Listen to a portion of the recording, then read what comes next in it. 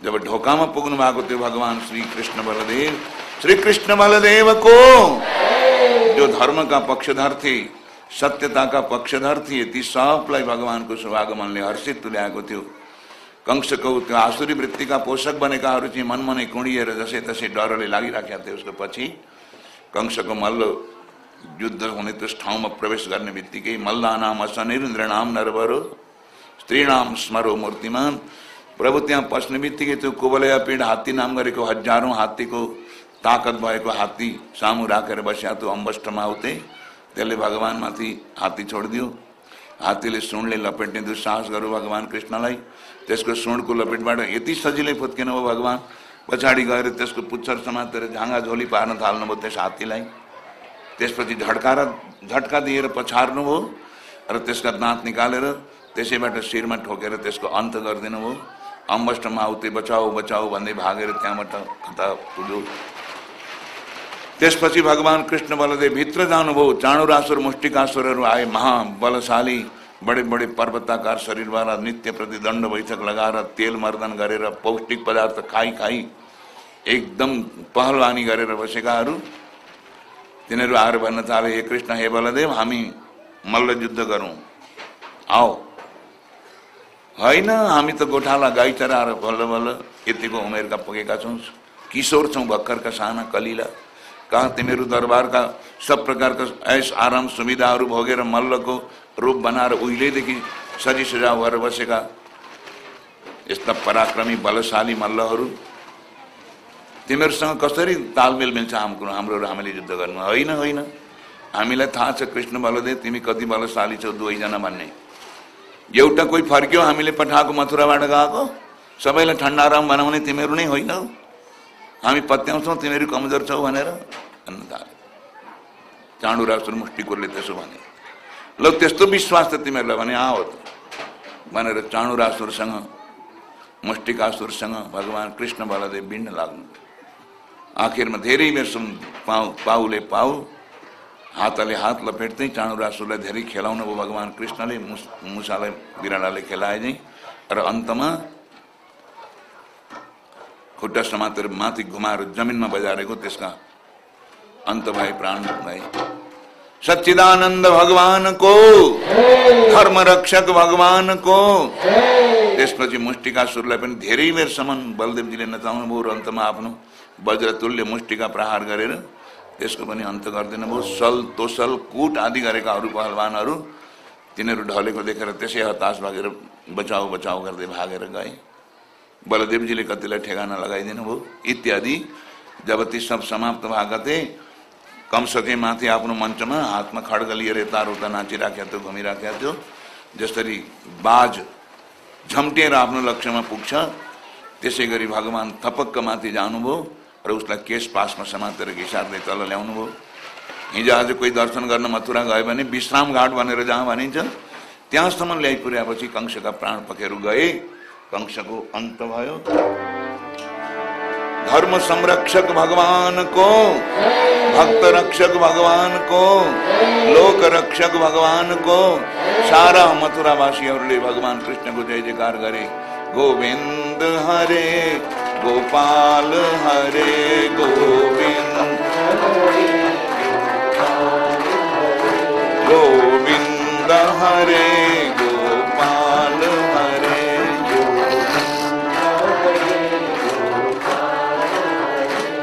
जय जय प्रभु दीन दयाल हरे, जय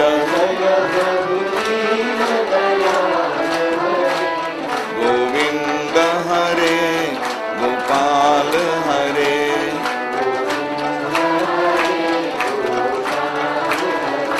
गोविंद हरे गोपाल हरे।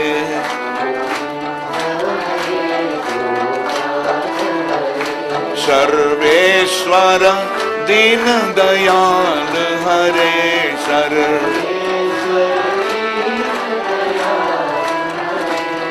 सर्वेश्वर दीन दयाल हरे,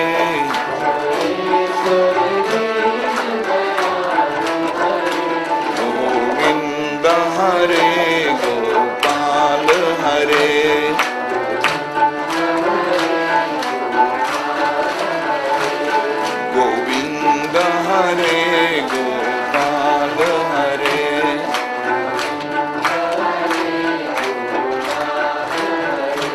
सच्चिदानंद भगवान को।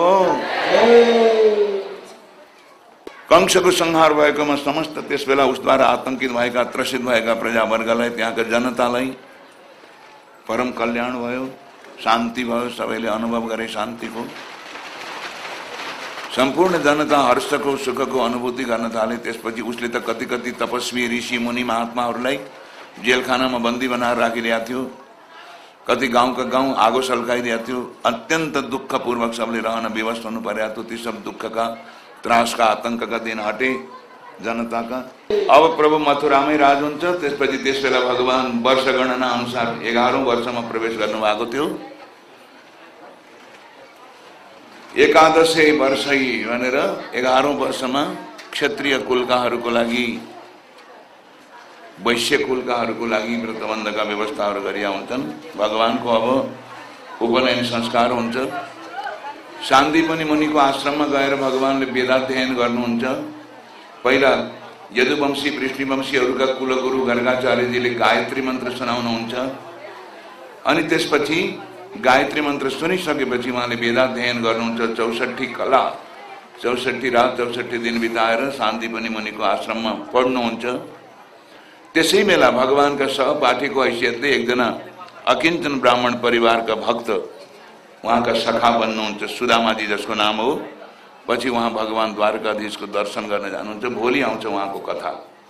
भोलि सुदामाजीको कथा, द्वारकाका विभिन्न अरू महनीय पावन कथाहरू भोलिका प्रसङ्गमा आउँछन्। अब भगवान मथुरा रहन थाल्नुहुन्छ। कुलगुरु गर्गाचार्यजीका तर्फबाट, त्यसै गरी सान्दीपनि मुनिका तर्फबाट आशीर्वाद मिल्छ उहाँलाई। भगवान कृष्ण बलदेव समस्त विद्या पढेर गुरु आशीर्वाद प्राप्त गरेर गुरु आमाले मागेको आफ्ना दिवंगत पुत्रलाई पुनर्जीवित तुल्याएर दक्षिणाको रूपमा दिएर भगवान योगेश्वर प्रभु अब विद्याध्ययनका समस्त विधि सम्पन्न गरेर मथुरामा आएर रहन लाग्नुहुन्छ।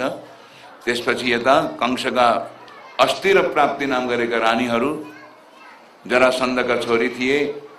कंसको ससुर जरासन्ध थियो। जरासन्धले मथुरामाथि चढाई गर्न सुरु गर्छ। मगध नरेशले 17औं पटक सम्मका उसका चढाईहरूलाई भगवान विफल गराइदिनुहुन्छ। मथुरामा प्रभाव उसको जम्न दिनुहुन्न। त्यसपछि 18औं पटकको जरासन्धको आक्रमणमा अर्कातिरबाट नारदजीद्वारा प्रेरित भएको कालियवन नाम गरेको दानवले चढाई गर्न थाल्छ।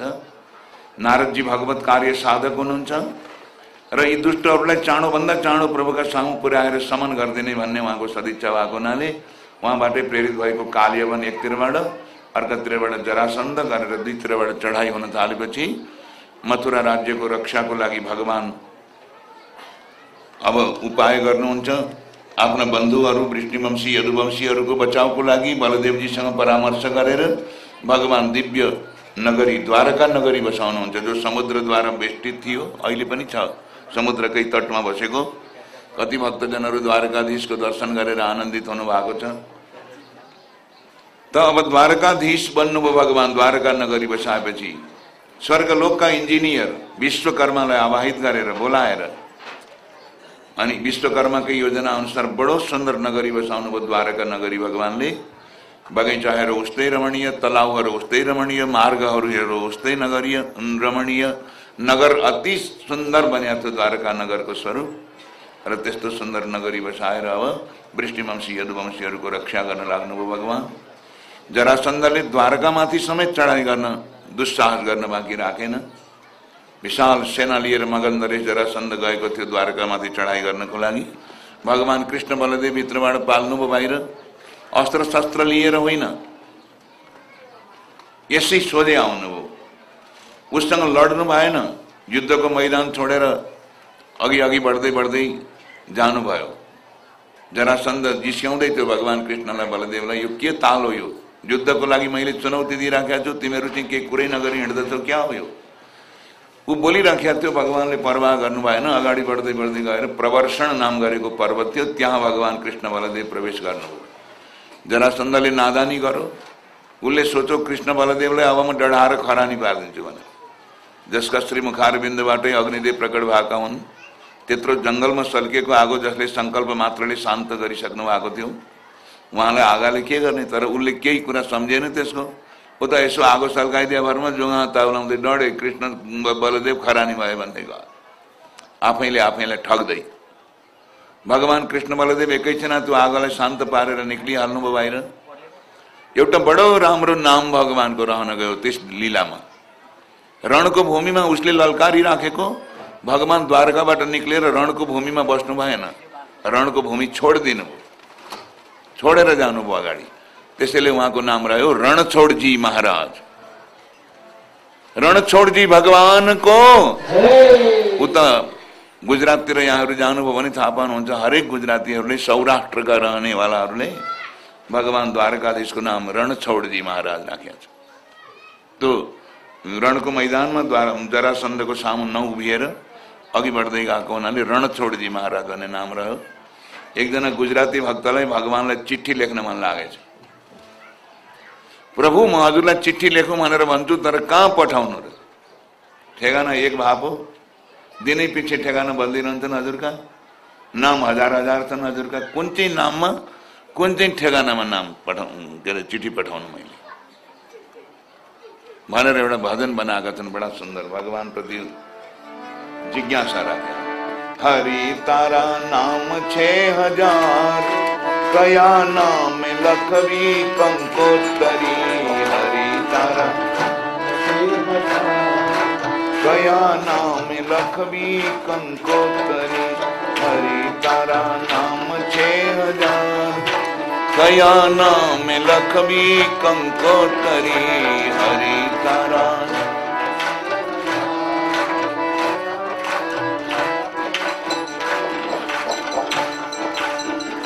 तिम्रो भनेको तारा मारवाडीमा, तारा गुजरातीमा। हरि तारा नाम 6000 कया नाम लखवी कंकोत्तरी। हरि तारा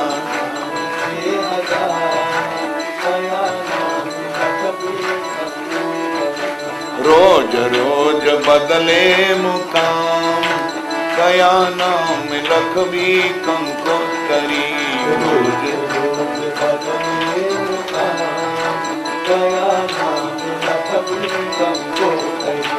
मथुरा मा मोहन गोकुल मा ग्वालियो। मथुरा द्वारिका मां राजा रण छोड़ कया नाम लखवी कंकोत्तरी। द्वारिका मां राजा कया नाम लखवी कंकोत्तरी। कोई तने राम कहे, कोई घन श्याम कहे। कोई तने राम कहे, कोई कहे नंदनो कुमार कया नाम लखवी कंकोत्तरी। कोई कहे नंदनो कुमार कया नाम लखवी कंकोत्तरी। हरि तारा नाम 6000 कया नाम लखवी कंकोत्तरी। हरि तारा नाम 6000 रोज रोज बदले मुकाम कया नाम लखवी कंकोत्तरी।